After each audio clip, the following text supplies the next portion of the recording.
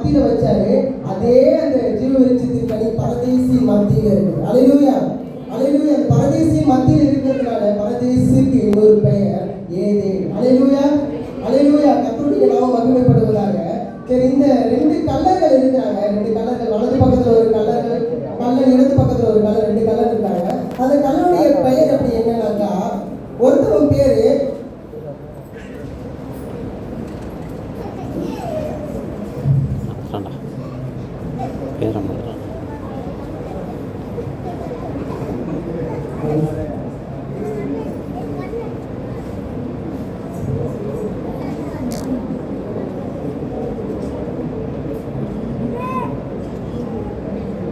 ஒருத்தவன் பேரு டிஸ்மாஸ், இன்னொருத்தவன் பேரு ஜெஸ்டாஸ்.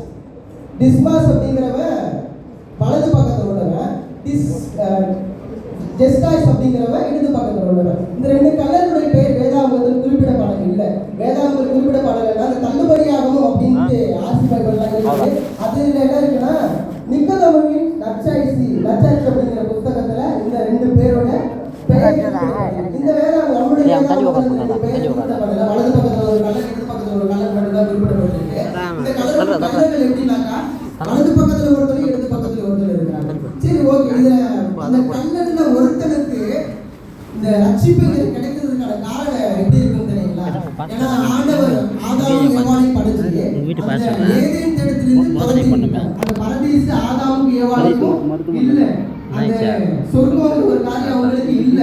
ஆனா இந்த ஒரு கல்லனுக்கு மட்டும் எப்படி கிடைச்சது அப்படின்னாக்கா, ரொம்ப அந்த விஷயத்தை பார்த்தாலே ரொம்ப ஆச்சரியமா இருக்கும். சரி, இயேசு கிறிஸ்து பரதேசிக்கு போறது ஒரு நியாயமா ஏத்துக்கலாம். சரி, கல்லன் போறது கூட ஒரு நியாயமா ஏத்துக்கலாம். ஆனா ரெண்டும் எல்லாருமே நம்ம பரதேசிக்கு தான் போகிறோம். அந்த இடத்துல இன்றைக்கு நீ என்னோடு கூட பரதேசிக்கு இருப்பாய். அல்லேலூயா, அல்லேலூயா. இயேசு கிறிஸ்துவோடு கூட அந்த கல்லன் பரதேசியில இருப்பாங்கிறது அதுல முக்கியமான ஒரு விஷயமா இருக்கு. அல்லேலூயா.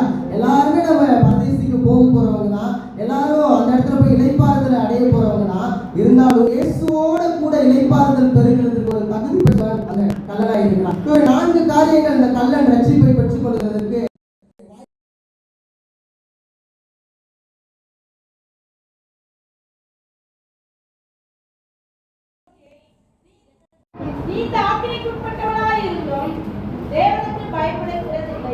நீ தேவனுக்கு பயப்படுகிறது இல்லையா? முதலாவது அந்த கல்லனுக்கு அந்த ரட்சிப்பு கிடைக்க ஒரு காரியம் என்ன தெரியுங்களா?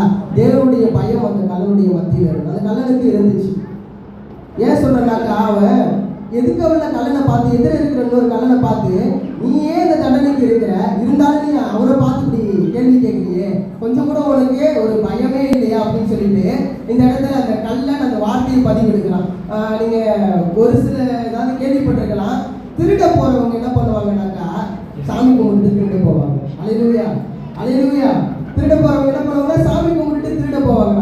அந்த பயம் அவங்க எங்க கொண்டு போயிட்டுனாக்கா, ஃபியூச்சர்ல எதிர்காலத்துல வேறொரு பெரிய தவறு செய்கிறவங்களை மாற்றலாம், ஜெயிலில் கைதியா கூட மாற்றலாம். ஆனா நமக்குள்ள தேவனுடைய பயம் அப்படிங்கிற ஒரு காரியம் இருந்துச்சுன்னா நமக்கு கண்டிப்பா பரதேசி நிச்சயம். பரலோகத்தை சொல்லலாம், பரதேசி கண்டிப்பா நிச்சயம் பரலோக நியாய தீர்ப்பை ஆண்டவர் கொடுப்பார். அல்லேலூயா, அல்லேலூயா. அவனுக்குள்ள என்ன இருந்துச்சுன்னா தேவ பயம் இருந்துச்சு.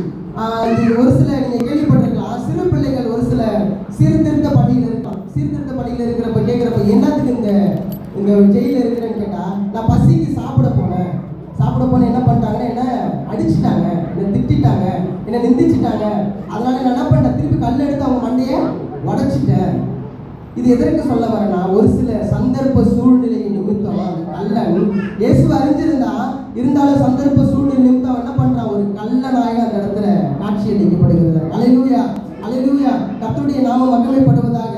முதலாவது காரியம், அவன் தேவனுக்கு பயப்படுகிறவனாக. இரண்டாவது ஒரு காரியம், லூக்கா 23 அதுல 41வது வசனத்தை வாசிக்கலாம். போதும், நாமும் நியாயப்படி தண்டிக்கப்படுகிறோம். அல்லேலூயா, அல்லேலூயா. இரண்டாவது ஒரு காரியம் என்னன்னாக்கா, அவன் உணர்வுள்ளவனாக இருந்தான். அவன் தன்னுடைய பாவத்தை ஏற்றுக்கொண்ட ஒத்துக்கொண்டவனாக இருந்தான். அந்த சிலுவையில சொல்றப்ப நாம நியாயப்படி தண்டிக்கப்படுறோம், நமக்கு நான் பண்ண தப்புக்கு தான் நாம என்ன பண்றோம், தண்டிக்கப்படுறோம். ஆனா அவரு நியாயம் இல்லாம தண்டிக்கப்படுறாரு. நம்ம நியாயப்படி தண்டிக்கப்படுகிறோம் அப்படின்னாக்கா, ஒரு நம்ம பழமொழி சொல்லுவோம்ல, உப்பு தின்னா தண்ணி குடிச்சுதான் ஆகும்.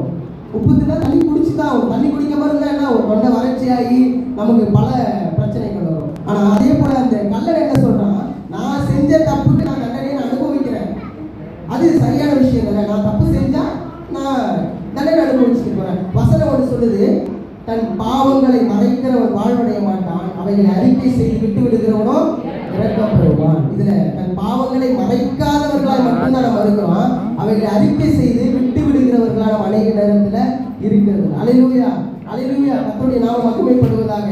இரண்டாவது, இந்த கள்ளன் உணர்வுள்ளவனாய் இருந்ததுனால தேவன் அவருக்கு அவருக்கு ரட்சிப்பை கட்டளையிட்டவராக. மூன்றாவது ஒரு காரியம், லூக்கா 23 அந்த இரண்டாவது பிற்பாதி 41வது வசனத்தை வாசிக்கலாம்.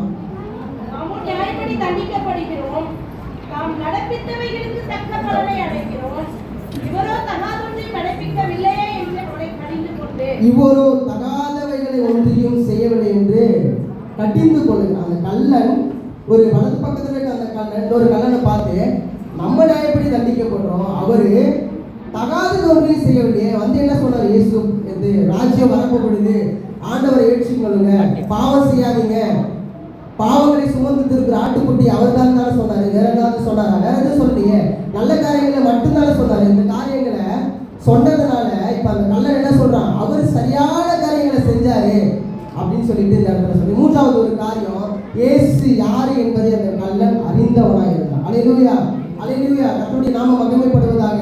இயேசு கிறிஸ்துவை அறிந்தவனாக இருந்தான். அறிந்து தன்னுடைய தன்னோட கூட இருந்த உடன் கூட்டாளியா இருக்கிற அந்த கள்ளனிடத்துல இயேசுவை பற்றி அறிவித்தவனாயும் இருந்தான். அல்லேலூயா, அல்லேலூயா, கர்த்தருடைய நாமம் மகிமைப்படுவதாக. நம்மிடத்துல இயேசுவை அறிந்தவர்களாய் மாத்திரமல்ல, இயேசுவை பற்றி அறிவிக்கிறவர்களாய் இருந்தால் நமக்கும் அந்த ரட்சிப்பு எப்பொழுதும். அல்லேலூயா, அல்லேலூயா, கர்த்தருடைய நாமம் மகிமைப்படுவதாக. நாலாவது ஒரு காரியம், விசுவாசம். 23வது அதிகாரம் அதனுடைய 42வது வசனத்தை